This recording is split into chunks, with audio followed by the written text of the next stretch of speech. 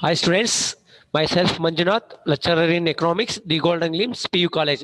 Dear students, this class we have discussing about the chapter number 6, employment, growth in formulations and other issues ಅಂತಂದ್ರೆ ಈ ಒಂದು ಉದ್ಯೋಗ ಮತ್ತು ಬೆಳವಣಿಗೆ ಮತ್ತೆ ಅನೌಪಚಾರಿಕವಾದಂತಹ ಒಂದು ಇತರೆ ಒಂದು ಪರಿಕಲ್ಪನೆಗಳ ಬಗ್ಗೆ ನಾವೇನ್ ಮಾಡೋಣ ಅಂತಂದ್ರೆ ಡಿಸ್ಕಷನ್ ಮಾಡೋಣ ಅಂತಂದ್ರೆ ನಮ್ಮ ಒಂದು ರೂರಲ್ ಸೈಡ್ ಇರ್ಬೋದು ಇಲ್ಲ ಅಂತಂದ್ರೆ ಅರ್ಬನ್ ಸೈಡ್ ಯಾವ ರೀತಿಯಾದಂತಹ ಒಂದು ಎಂಪ್ಲಾಯ್ಮೆಂಟ್ ಸ್ಟ್ರಕ್ಚರ್ ಇದೆ ಅಲ್ವಾ, ಎಂಪ್ಲಾಯ್ಮೆಂಟ್ ಯಾವ ರೀತಿ ಒಂದು ಡಿಪೆಂಡ್ ಆಗಿದೆ ಅಂತ ಹೇಳ್ಬಿಟ್ಟು ನಾವೇನ್ ಮಾಡ್ತೀವಿ ಅಂತಂದ್ರೆ ಈ ಚಾಪ್ಟರ್ ನಾವು ಡಿಸ್ಕಷನ್ ಮಾಡ್ತೀವಿ ಅಂತಂದ್ರೆ first we have discussing about this chapter ಅಂತಂದ್ರೆ ಇಂಟ್ರೊಡಕ್ಷನ್ ಪೀಠಿಕೆ. ಯಾವ್ದ್ರ ಬಗ್ಗೆ ನಾವು ಡಿಸ್ಕಷನ್ ಮಾಡ್ತೀವಿ?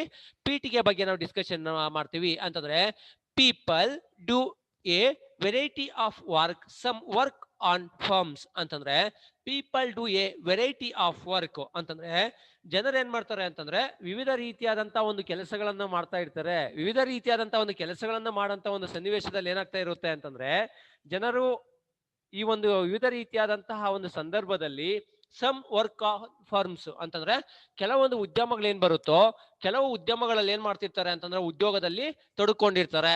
ಇನ್ ಫ್ಯಾಕ್ಟರೀಸ್, ಬ್ಯಾಂಕ್ಸ್ ಅಂತಂದ್ರೆ ಯಾವ್ಯಾವ ವಲಯಗಳಲ್ಲಿ ಒಂದು ಕೆಲಸವನ್ನ ಮಾಡ್ತಾ ಇರ್ತಾರೆ ಅಂತಂದ್ರೆ ಈ ಒಂದು factories, banks, shops and many other work places at A few other work ಅಂತಂದ್ರೆ ಈಗ ಸಪೋಸ್ ಅಂತಂದ್ರೆ ಪೀಪಲ್ ಅಂತಂದ್ರೆ ವೆರೈಟಿ ಆಫ್ ವರ್ಕ್ ಅಂತಂದ್ರೆ ಈಗ ಸಪೋಸ್ ಫ್ಯಾಕ್ಟರೀಸ್ ಇರುತ್ತೆ, ಬ್ಯಾಂಕ್ಸ್ ಇರುತ್ತೆ, ಶಾಪ್ಸ್ ಇರುತ್ತೆ and many other work places ಅಂತಂದ್ರೆ ಈ ಒಂದು ಕಂಪನಿಗಳಿರ್ಬೋದು, ಬ್ಯಾಂಕ್ಸ್ ಇರ್ಬೋದು, ಮತ್ತೆ ಅಂಗಡಿಗಳಿರ್ಬೋದು, ಮತ್ತೆ ಅನೇಕ ರೀತಿಯಾದಂತಹ ಒಂದು ಕೆಲಸದ ಸಿಗುವಂತ ಸ್ಥಳಗಳಲ್ಲಿ ಏನ್ ಮಾಡಿರ್ತಾರೆ ಅಂತಂದ್ರೆ ಡಿಪೆಂಡ್ ಆಗಿರ್ತಾರೆ. ಇನ್ನು ಕೆಲವರು ಏನ್ ಮಾಡ್ತಿರ್ತಾರೆ ಅಂತಂದ್ರೆ at a few others work at home ಅಂತಂದ್ರೆ ಮನೆಗಳಲ್ಲಿ ಕೆಲಸ ಮಾಡ್ತಾ ಇರ್ತಾರೆ. ನಾವಿನ್ನ ಡೀಟೇಲ್ ಆಗಿ ನೋಡೋದು ಅಂತಂದ್ರೆ work at home include not only traditional work like weaving, lace making or variety of handcraft but also modern jobs like programming, work in the IT industries. ಕೆಲವರು ಏನ್ ಮಾಡ್ತಿರ್ತಾರೆ ಅಂತಂದ್ರೆ ಇನ್ಫಾರ್ಮೇಶನ್ ಟೆಕ್ನಾಲಜಿ ಇಂಡಸ್ಟ್ರೀಸ್ ಅಲ್ಲಿ ಕೆಲಸ ಮಾಡ್ತಿರ್ತಾರೆ. ಅಂತಂದ್ರೆ IT ಮೀನ್ಸ್ ಅಂದ್ರೆ ಮಾಹಿತಿ ತಂತ್ರಜ್ಞಾನ ಕ್ಷೇತ್ರ ಏನ್ ಬರುತ್ತೋ ಮಾಹಿತಿ ತಂತ್ರಜ್ಞಾನ ಕ್ಷೇತ್ರದಲ್ಲಿ ಏನ್ ಮಾಡ್ತಿರ್ತಾರೆ ಅಂತಂದ್ರೆ ಕೆಲಸ ಮಾಡ್ತಾ ಇರ್ತಾರೆ. Earlier factory work made working in factories located in cities. Warehouse now technology has enabled people to produce these factories based goods at home in villages ಅಂತಂದ್ರೆ ಕೆಲವರು ಏನ್ ಮಾಡ್ತಿರ್ತಾರೆ ಅಂತಂದ್ರೆ ಈ ಒಂದು ವರ್ಕ್ಸ್ ಏನ್ ಬರುತ್ತೋ ಕೆಲವೊಂದು ಸರಕುಗಳನ್ನ ಮನೆಗಳಲ್ಲೇ ಉತ್ಪಾದನೆ ಮಾಡ್ಬಿಟ್ಟು ಅವ್ರು ಏನ್ ಮಾಡ್ತಿರ್ತಾರೆ ಅಂತಂದ್ರೆ ಒಂದು ಮಾರಾಟ ಮಾಡ್ತಾ ಇರ್ತಾರೆ ಅಂತಂದ್ರೆ workers and employment. Next we have discussing about the workers and employment ಅಂತಂದ್ರೆ ಕೆಲಸಗಾರರು ಮತ್ತು ಉದ್ಯೋಗದ ನಡುವೆ ಯಾವ ರೀತಿ ಡಿಫ್ರೆನ್ಸಿಯೇಷನ್ ಇರುತ್ತೆ ಅಂತೇಳಿ ಅಂತಂದ್ರೆ ಇಲ್ಲಿ ವಾಟ್ ಈಸ್ ಎಂಪ್ಲಾಯ್ಮೆಂಟ್, ಏನ್ ಈ ಒಂದು ಉದ್ಯೋಗ ಅಂತಂದ್ರೆ ಹೂ ಈಸ್ ವರ್ಕರ್, ಕೆಲಸಗಾರ ಅಂತಂದ್ರೆ ಯಾರು, ಕೆಲಸಗಾರ ಅಂತಂದ್ರೆ ಯಾರು ಅಂತಂದ್ರೆ ಈಗ suppose when A farmer works on field he or she produce foods, grains and raw materials for industries. Cotton becomes cloth in textile mills and in power looms. Lorries transport goods from one place to another place ಅಂತಂದ್ರೆ ಈಗ lorries ಇರುತ್ತೆ ಅಂತ ಇಟ್ಕೊಳ್ಳಿ, ಕೆಲವ್ರು ಏನ್ ಮಾಡ್ತಾರೆ ಮನೆಗಳಲ್ಲೇ ಸರಕು ಮತ್ತು ಸೇವೆಗಳನ್ನ ಉತ್ಪಾದನೆ ಮಾಡ್ಬಿಟ್ಟು ಅವ್ರು ಏನ್ ಮಾಡ್ತಿರ್ತಾರೆ ಅಂತಂದ್ರೆ ಮಾರಾಟ ಮಾಡ್ತಿರ್ತಾರೆ. ಇನ್ನು ಕೆಲವ್ರು ಏನ್ ಮಾಡ್ತಾರೆ ಉತ್ಪಾದಿಸಿದ ಸರಕುಗಳನ್ನ ಒಂದು ಟೆಕ್ಸ್ಟೈಲ್ಸ್ ಇರ್ಬೋದು ಮತ್ತೆ ಅದ್ರ ಜೊತೆಗೆ ಕಾಟನ್ ಬಿಕಮ್ಸ್ ಟೆಕ್ಸ್ಟೈಲ್ ಮಿಲ್ಸ್ ಇರ್ಬೋದು ಅಂತಂದ್ರೆ ಬಟ್ಟೆ ನೇಯುವಂತ ಒಂದು ಕೈಗಾರಿಕೆಗಳು ಇರ್ಬೋದು, ಹ್ಯಾಂಡ್ಲೂಮ್ಸ್ ಮತ್ತೆ ಪವರ್ ಲೂಮ್ಸ್ ಇರ್ಬೋದು, ಲಾರೀಸ್ ಟ್ರಾನ್ಸ್ಪೋರ್ಟ್ ಇರ್ಬೋದು. ಅಂದ್ರೆ ಉತ್ಪಾದಿಸಿದ ಸರಕುಗಳನ್ನ ಒಂದು ಕಡೆಯಿಂದ ಮತ್ತೊಂದು ಕಡೆಗೆ ಅವ್ರು ಏನ್ ಮಾಡ್ತಿರ್ತಾರೆ ಅಂತಂದ್ರೆ ರವಾನೆ ಮಾಡ್ತಾ ಇರ್ತಾರೆ. ಅದರಿಂದ ಏನ್ ಮಾಡ್ತೀವಿ ಅಂತಂದ್ರೆ ಅದು ಸಹ ಉದ್ಯೋಗಕ್ಕೆ ನಾವು ಎಕ್ಸಾಂಪಲ್ ನಾವು ತಗೊಳ್ತೀವಿ. No that the total money value of all such final goods and services produced in a country in a year is called its gross domestic product for that year. When we also consider what we pay for our imports and get from our exports, we find that there is a net earning for the country, which may be positive if we have exported more in value terms than imported, or negative if imported exports in value terms in zero. ಅಂತಂದ್ರೆ ಈಗ suppose ಒಂದು ದೇಶದಲ್ಲಿ ಉತ್ಪಾದಿಸಿದ ಅಂತಿಮ ಸರಕುಗಳನ್ನ ನಾವೇನಂತ ಕರಿತೀವಿ, ಏನಂತ ಕರಿತೀವಿ ಅಂತಂದ್ರೆ ಒಟ್ಟು ದೇಶ ಉತ್ಪನ್ನ ಅಂತ ಹೇಳ್ಬಿಟ್ಟು ನಾವು ಕರಿತೀವಿ. Value of all such final goods and services produced in a country. ಒಂದು ದೇಶದಲ್ಲಿ ಉತ್ಪಾದಿಸಿದಂತಹ ಅಂತಿಮ ಸರಕು ಮತ್ತು ಸೇವೆಗಳನ್ನ ನಾವೇನಂತ ಕರಿತೀವಿ ಅಂತಂದ್ರೆ, ಈಗ ಸಪೋಸ್ ರಾಷ್ಟ್ರೀಯ ವರಮಾನ ಅಂತ ಹೇಳ್ಬಿಟ್ಟು ನಾವು ಕರಿತೀವಿ. Dear students, from foreign transactions what we get is called the country gross national product for the year. ಅಂತಂದ್ರೆ ಏನ್ ಅಂತಿಮವಾಗಿ ಒಂದು ದೇಶದಲ್ಲಿ ಸರಕುಗಳನ್ನ ಉತ್ಪಾದನೆ ಮಾಡ್ತೀವೋ ಆ ಸರಕುಗಳು ಏನಾಗಿರುತ್ತೆ ಅಂತಂದ್ರೆ ಅಂತಿಮವಾಗಿ ಒಂದು ದೇಶದಲ್ಲೇ ನಾವು ಮಾರಾಟ ಮಾಡಿ ಒಂದು ಅಂತಿಮವಾಗಿ ಒಂದು ಆದಾಯವನ್ನ ಗಳಿಸ್ತೀವಿ ಅಂತಂದ್ರೆ. Next, we have discussing about the participation of people in employment. Participation of people in employment ಅಂತಂದ್ರೆ ಉದ್ಯೋಗವಾರು ಅಂದ್ರೆ ವಲಯವಾರು ಉದ್ಯೋಗಸ್ಥರ ಒಂದು ಸಂಖ್ಯೆ ಅಂತ ಹೇಳ್ಬಿಟ್ಟು ನಾವು ಕರಿತೀವಿ. ವಲಯವಾರು ಒಂದು ಪಾಲ್ಗೊಳ್ಳುವಂತಹ ಒಂದು ಉದ್ಯೋಗದ ಸೃಷ್ಟಿ ಅಂತ ಹೇಳ್ಬಿಟ್ಟು ನಾವು ಕರಿತೀವಿ. ಅಂತಂದ್ರೆ ಈಗ ಸಪೋಸ್ ಯಾವ ರೀತಿ ಇರುತ್ತೆ ಅಂತಂದ್ರೆ, worker population ratio is on indicator which is used for analyzing the employment situation in the country. This ratio is useful in knowing the proportion of population that is actively contributing to the production of goods and services of a country.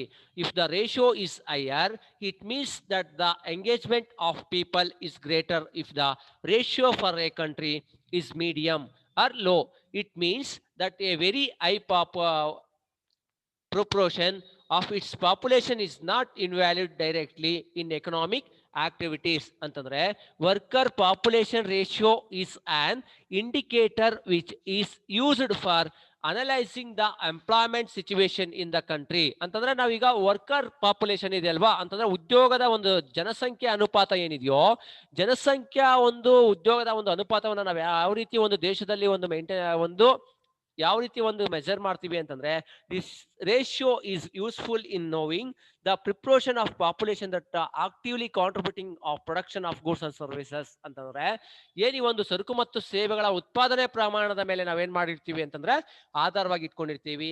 If the ratio is higher, it means that the engagement of people is greater. If the ratio for a country is medium or low, it means that a very high proportion of its population is not involved directly in economic activities. ಅಂತಂದ್ರೆ ಆರ್ಥಿಕ ಚಟುವಟಿಕೆಗಳು ಏನ್ ಬರುತ್ತೋ, ಆರ್ಥಿಕ ಚಟುವಟಿಕೆಗಳು ಅನ್ನೋದು ಏನಾಗ್ತಾ ಇರುತ್ತೆ ಅಂತಂದ್ರೆ ಯಾವುದೇ ರೀತಿಯಾದಂತಹ ಒಂದು ಕೆಲಸಗಾರರು ನೇರವಾಗಿ ಪಾಲ್ಗೊಳ್ಳೋದಕ್ಕೆ ಏನಾಗ್ತಾ ಇರುತ್ತೆ ಅಂತಂದ್ರೆ ಸಾಧ್ಯ ಆಗಲ್ಲ.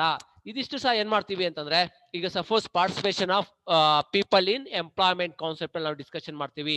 ನೆಕ್ಸ್ಟ್ ಅಂತಂದ್ರೆ self employed and hard workers. ಅಂತಂದ್ರೆ ಸ್ವ ಉದ್ಯೋಗಿಗಳು ಮತ್ತು ಹೆಚ್ಚು ಒಂದು ದುಡಿಯುವಂತಹ ಒಂದು ಉದ್ಯೋಗಿಗಳು ಅಂತ ಹೇಳ್ಬಿಟ್ಟು ನಾವು ಕರಿತೀವಿ. ಸ್ವ ಉದ್ಯೋಗಿಗಳು ಮತ್ತು ಹೆಚ್ಚು ಒಂದು ದುಡಿಯುವಂತಹ ಒಂದು ಉದ್ಯೋಗಿಗಳು ಅಂತ ಹೇಳ್ಬಿಟ್ಟು ನಾವು ಕರಿತೀವಿ. Dear students, does the worker population ratio say anything about workers status in society R about the working conditions? By knowing the status with which a worker is placed and enterprises, it may be possible to know one diminution quality of employment in country. ಅಂತಂದ್ರೆ ಈಗ suppose ಯಾವ ತರ ಇರುತ್ತೆ ಅಂತಂದ್ರೆ, does the worker population ratio say anything about worker status in society R about the working conditions? By knowing the status which a worker is placed in an enterprises. ಅಂತಂದ್ರೆ ಅನೇಕ ರೀತಿಯಾದಂತಹ ಒಂದು ನಿಗಮಗಳೇನ್ ಬರುತ್ತೋ, ನಿಗಮಗಳಲ್ಲಿ ಏನ್ ಮಾಡ್ತಿರ್ತಾರೆ ಅಂತಂದ್ರೆ ಅನೇಕ ರೀತಿಯಾದಂತಹ ಒಂದು ಉದ್ಯೋಗಿಗಳು ಕೆಲಸವನ್ನ ಮಾಡ್ತಿರ್ತಾರೆ. Let us take their workers from the construction industry. ಅಂತಂದ್ರೆ let us take their workers from the construction industry. ಯಾವ ರೀತಿ ಒಂದು ಇದರಲ್ಲಿ ಒಂದು ಕನ್ಸಿಡರ್ ಮಾಡ್ತಾರೆ ಅಂತಂದ್ರೆ, a cement shop owner, a construction worker and civil engineer. A cement shop owner, a construction worker and a civil engineer of construction company, since the status of each one of them is different from another, they are also called differently. Workers who own the operate of enterprises to earn their livelihood are known as self-employed. The cement shop owner is self-employed. About 52% workforce in India belongs to this category. The construction workers are known as a casual wage laborers. They account for about 25% India's workforce. ಅಂತಂದ್ರೆ ಈ cement shop owner, a construction worker and civil engineer of construction company. ಅಂತಂದ್ರೆ ಈಗ suppose ಅಂತಂದ್ರೆ ಯಾವುದೇ ಒಂದು cement ಅಂಗಡಿ ಇರುತ್ತೆ ಅಂತ ಇಟ್ಕೊಳ್ಳಿ. ಸಿಮೆಂಟ್ ಅಂಗಡಿಯ ಒಂದು ಮಾಲೀಕ ಏನ್ ಮಾಡ್ತಾನೆ ಅಂತಂದ್ರೆ, ಈಗ ಸಪೋಸ್ ಒಂದು ಇಂಜಿನಿಯರ್ಸ್ ಮತ್ತೆ ವರ್ಕರ್ಸ್ ಏನ್ ಮಾಡ್ತಿರ್ತಾನೆ ಅಂತಂದ್ರೆ ಸಿಮೆಂಟ್ ಅನ್ನ ಸಪ್ಲೈ ಮಾಡ್ತಾ ಇರ್ತಾನೆ, ಒಂದು ಕಂಪನಿಯನ್ನ ಇದ್ ಮಾಡ್ತಾ ಇರ್ತಾನೆ. ಡಿಫ್ರೆಂಟ್ ಫ್ರಮ್ ಅದರ್ ಅಂತಂದ್ರೆ ಓನರ್ ಬೇರೆ, ನೆಕ್ಸ್ಟ್ ವರ್ಕರ್ಸ್ ಬೇರೆ. Worker who won and operate the enterprises ಅಂತಂದ್ರೆ ಅನೇಕ ರೀತಿಯಾದಂತಹ ಒಂದು ಉದ್ಯಮಶೀಲಗಳನ್ನ ಏನಾಗ್ತಾ ಇರುತ್ತೆ ಅಂತಂದ್ರೆ ಅವರ ಜೀವನಕ್ಕೆ ಆಧಾರವಾಗಿ ಇಟ್ಕೊಂಡು ಏನ್ ಮಾಡ್ತಾರೆ ಅಂತಂದ್ರೆ ಸ್ಟಾರ್ಟ್ ಮಾಡಿರ್ತಾರೆ. ನಮ್ಮ ಇಂಡಿಯಾದಲ್ಲಿ ನಾವು ನೋಡೋದು ಅಂತಂದ್ರೆ as about 52% work force in India belongs to this category. ಅಂತಂದ್ರೆ ಸೆಲ್ಫ್ ಎಂಪ್ಲಾಯ್ಡ್, ಸ್ವ ಉದ್ಯೋಗಿಗಳನ್ನ 57% ಉದ್ಯೋಗಿಗಳನ್ನ ನಾವೇನ್ ಮಾಡ್ತೀವಿ ಅಂತಂದ್ರೆ ಸ್ವ ಉದ್ಯೋಗಿಗಳು ಅಂತ ಹೇಳ್ಬಿಟ್ಟು ನಾವು ಕನ್ಸಿಡರ್ ಮಾಡ್ತೀವಿ. The construction workers are known as a casual wage labourers and to account for about 25% in India workforce. ಅಂತಂದ್ರೆ ಕ್ಯಾಶುಯಲ್ ವೇಜ್ ಲೇಬರ್ಸ್ ಅಂದ್ರೆ ದಿನನಿತ್ಯ ಕೂಲಿ ಕಾರ್ಮಿಕರ ಎಷ್ಟಿದೆ ಅಂತಂದ್ರೆ ಈ ಒಂದು 25% ಅನ್ನ ನಾವು ಕಾಣ್ತೀವಿ. ಅಂತಂದ್ರೆ ಈಗ ಸಪೋಸ್ ಅಂತಂದ್ರೆ engaged in other forms and it returns get a remuneration of the work done. Workers like the civil engineers working in the construction company account for 23% of India's workforce.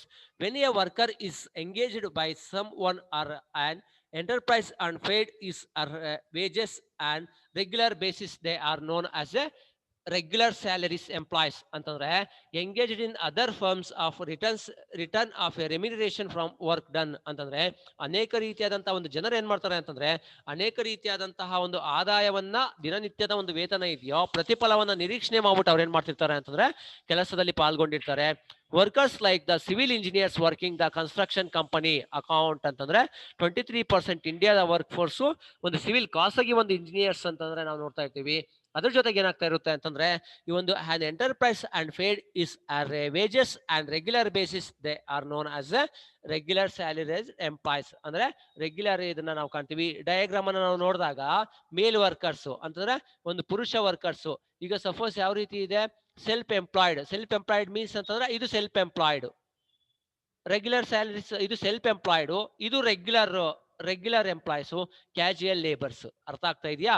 Same self employees ಅಂತಂದ್ರೆ ಜಾಸ್ತಿ ಬರುತ್ತೆ female ಅಲ್ಲಿ. Next ಇದೇನು ಅಂತಂದ್ರೆ casual wage labours, ದಿನನಿತ್ಯದ ಒಂದು ಕೂಲಿ ಕಾರ್ಮಿಕರು. ಅರ್ಥ ಆಗ್ತಾ ಇದೆಯಾ? ಟೇಬಲ್ ಅಲ್ಲಿ ಲುಕ್ ಅಟ್ ದ ಚಾರ್ಟ್ ಅಂತಂದ್ರೆ look at the chart you will notice that self employment is a major source of livelihood for both men and women, as this category account for more than 50% of the workforce. Casual wage work is in the second major sources of both men and women. ಅಂತಂದ್ರೆ students ಯಾವ ರೀತಿ consider ಮಾಡ್ತೀವಿ ಅಂತಂದ್ರೆ ನಮ್ಮ ಭಾರತದಲ್ಲಿ total work force ಏನಿದೆಯೋ total work force ಅಲ್ಲಿ ಏನಾಗಿದೆ ಅಂತಂದ್ರೆ 50% ಜನ ಯಾವ್ದ್ರ ಮೇಲೆ ಡಿಪೆಂಡ್ ಆಗಿದ್ದಾರೆ ಅಂತಂದ್ರೆ ಈ ಒಂದು ಸೆಲ್ಫ್ ಎಂಪ್ಲಾಯ್ಡ್ ಮೇಲೆ ಡಿಫ್ರೆನ್ಸ್ ಆಗಿದ್ದಾರೆ. ನೆಕ್ಸ್ಟ್ ಕ್ಲಾಸ್ ಅಲ್ಲಿ ನಾವು ಈ ಒಂದು ಕಾನ್ಸೆಪ್ಟ್ ಅನ್ನ ಡಿಸ್ಕಷನ್ ಮಾಡೋಣ, ಕಂಟಿನ್ಯೂ ಮಾಡೋಣ. Thank you so much.